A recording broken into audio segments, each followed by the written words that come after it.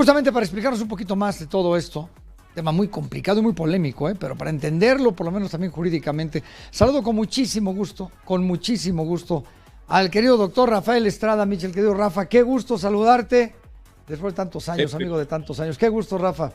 imagínate el gusto que es para mí, mi queridísimo Pepe. Es un placer que Felicidades nos por tu acompañes. programa. No, eres muy gentil. Además, él fue director de la Judicatura Federal, con una gran experiencia y un gran amigo. Rafa, es un honor. A ver, explícanos, por favor, a detalle, ¿qué significa esto que decidió la Suprema Corte? Pues mira, lo primero, Pepe, que mencionabas, la NOM 046, en realidad lo que implica es que se tiene acceso a los servicios para el aborto de manera prácticamente libérrima, si la mujer aduce, la niña, la adolescente, para más señas, aduce violación.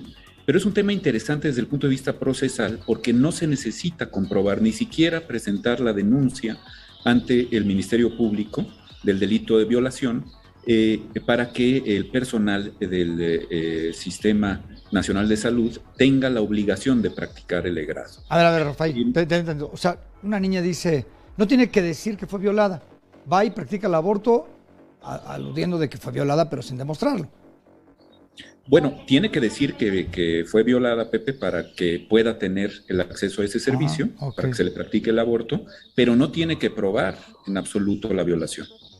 Es decir, no tiene que presentar una denuncia, no tiene que querellarse si, como lo exige el delito de violación, cuando se da entre cónyuges o entre concubinos, se presenta este requisito de procedibilidad. Nada de eso, basta y sobra con su dicho. En el caso de las menores de 12 años, se tendría que tener también la concurrencia de los padres de familia, lo cual es un poquito absurdo de la NOM porque el contacto sexual, en realidad el coito con una menor de 12 años se equipara siempre a violación. O sea, ahí no tendría que haber ni la menor duda de que hubo violación, pero ahí sí se requiere que quienes ejercen la patria potestad concurran con ella para presentar la denuncia.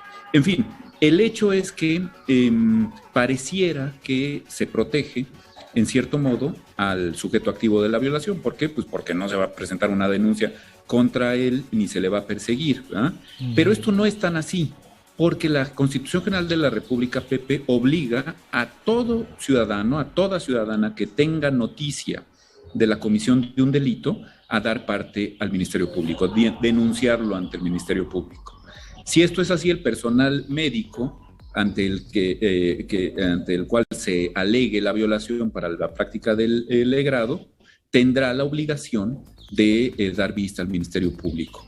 En este sentido, quizá pudiéramos evitar la impunidad del violador, ¿no? Que es, digamos, pues lo peor que podría ocurrir con una mala interpretación de la norma oficial mexicana. Sí, porque a la vista pareciera que hay una impunidad contra el violador al no tener que demostrar que fue violado, ¿no? Pues sí, basta y sobra. Incluso podría hasta obligar a su pareja a aducir la violación para quitarse del problema y que procediera el aborto, ¿verdad? Esto sería, pues digamos, el absurdo jurídico máximo. El otro tema, que es el que mencionabas, de la Constitución de Nuevo León, también es muy interesante y hay que analizarlo desde el punto de vista estrictamente de la Constitución. No tiene nada que ver con una despenalización del aborto en el Estado de Nuevo León, porque el aborto sigue tipificado como delito en el Código Penal del Estado de Nuevo León. Aquí lo que ocurrió es que hubo una serie de reformas, las llamadas reformas pro vida, a una serie de constituciones locales, procurando que la vida fuera protegida desde el momento de la concepción, sin definir cuál es ese momento de la concepción. Lo que la Suprema Corte dijo ayer es que, ya lo había dicho en el caso de Sinaloa, pero lo reitera ahora, es que esa categoría de protección de la vida desde la concepción no es una categoría que pueda ser resuelta en sede de una legislatura local o, por mejor decir, en el texto de una constitución estatal.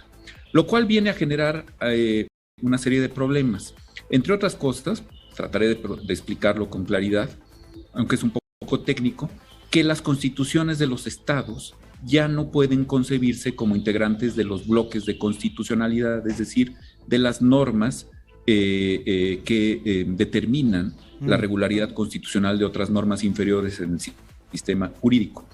Ya no me puedo inspirar, por decirlo así, en una constitución local para proteger de manera más amplia el derecho a la vida, sino que queda reservado a la Constitución General de la República o al orden convencional, es decir, al derecho internacional de los derechos humanos.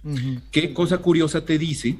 Que toda persona humana tiene personalidad jurídica, debe tener personalidad jurídica, y como dice la Convención Americana, el Pacto de San José de Derechos Humanos, en principio, en lo general, se protege desde la concepción la vida. Sí, claro. Esto no quiere decir que no haya excluyentes de responsabilidad para el delito de aborto. Sin embargo, la Corte, pues lo que dijo es, los estados, como en el caso de Sinaloa, en el caso ahora de Nuevo León, no tienen por qué incluir esa cláusula en sus constituciones. Se han dicho algunas cosas un poco confusas, mi querido Pepe, en los últimos días. No es cierto que la vida ya no esté protegida en la Constitución de Nuevo León.